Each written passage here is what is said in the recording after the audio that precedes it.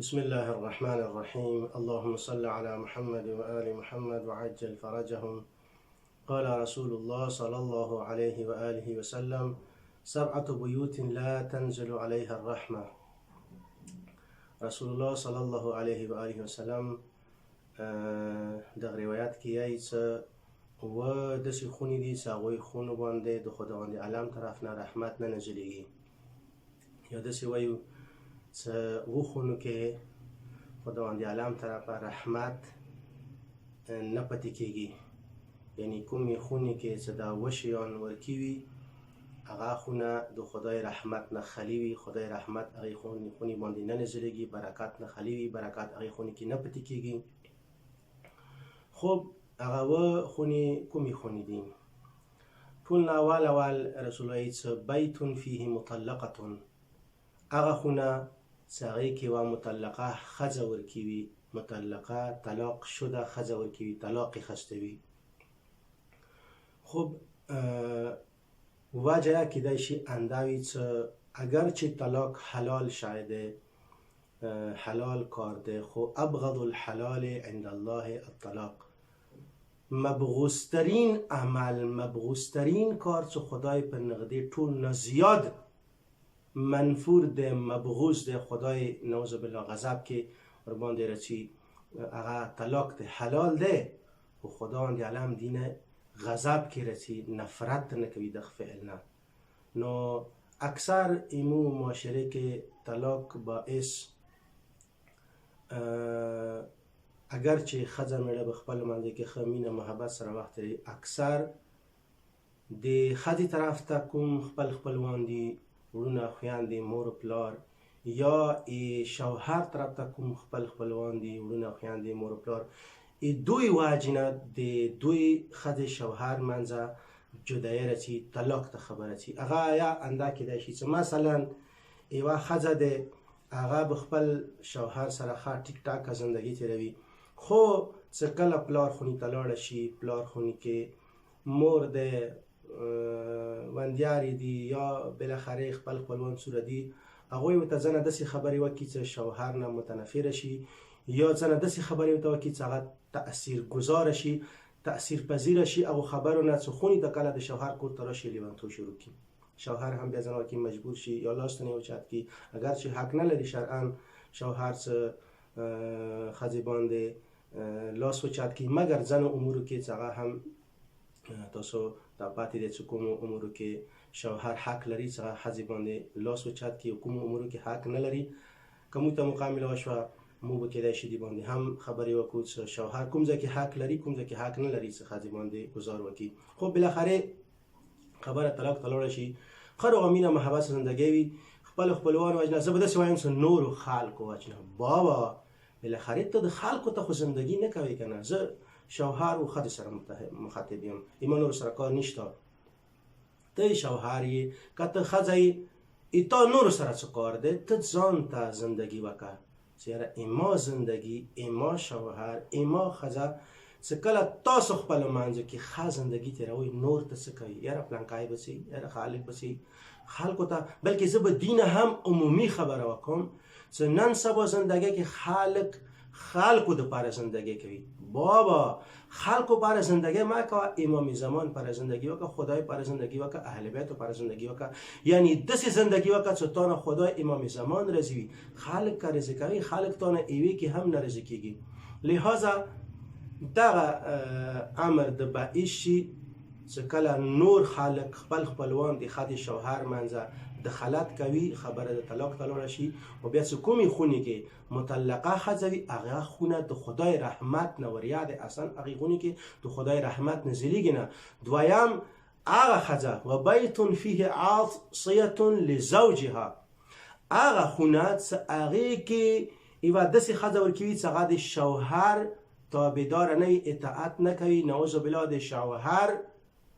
عاصیه وي، گناهگار وي، شوهر گناهگار وي. شوهر گناهگار ده، مثلا شوهر امر نه پر کوي، شوهر خبره نه مني، شوهر اجازت نه بغیر خونی نه وزي.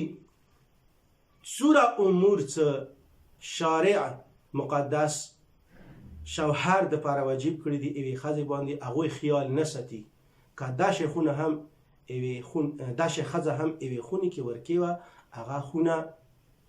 د خدای رحمت نوریاده خدای رحمت اغی خونی که ننزلیگی دریاما کوم امر ده څنګه د خدای رحمت ورې کولی باعث جوړیږي هغلته خونه هغې خونې کې خدای رحمت نه نصیږي هغه وبیت فیه امرأة سارقة لمال زوجها یوې خونې کې یوه داسې ښځه ورکې وي چې هغه د خپل شوهر مال نه غلا کوي پټوي البته یوه ښځه چې مؤمنه وي هغه دغه شی نه بعیده دی هغه خو به وایي شوهر مال د هغې تا دی که نه پټولی څه ضرورت دی غلې څه ضرورت دی شوهر نه پوښتنه وکړه شوهر هم خوشحالیږي بلکې ځینو امورو کې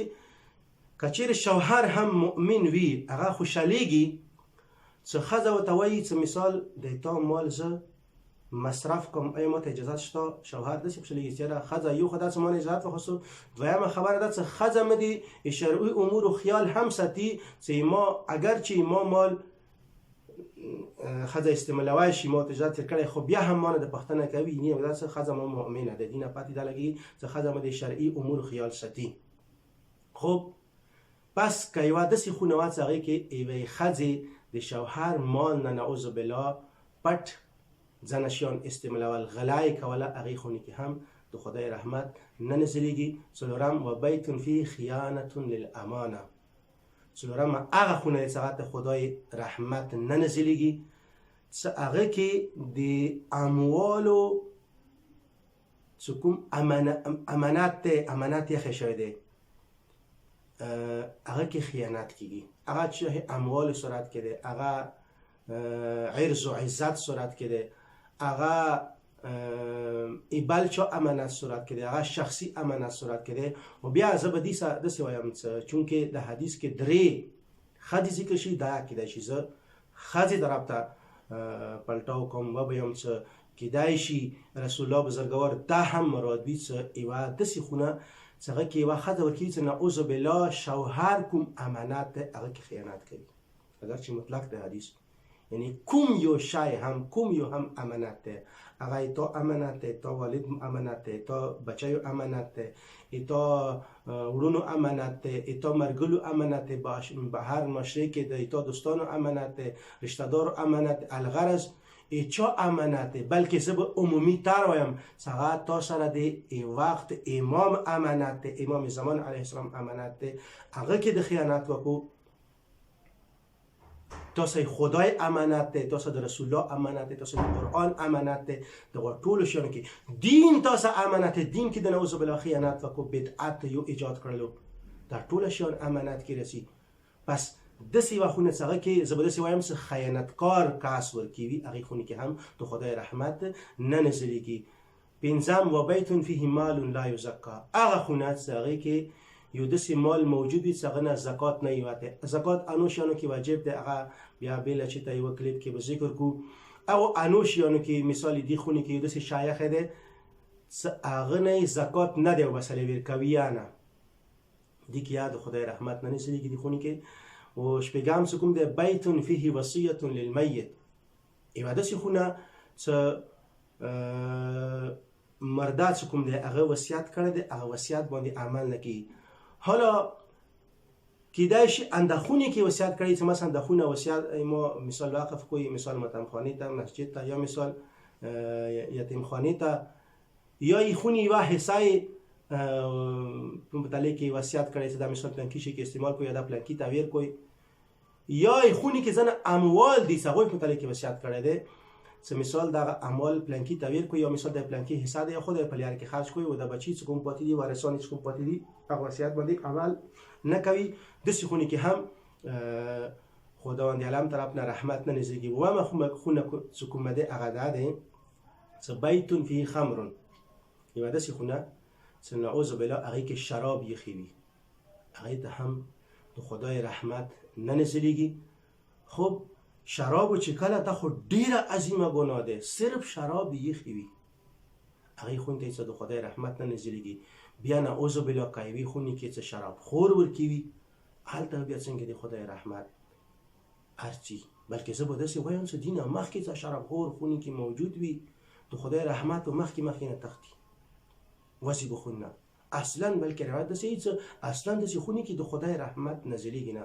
دعا کوو چې خداوند عالم دغه ټولو امورو باندې متعامل کړو. توفیق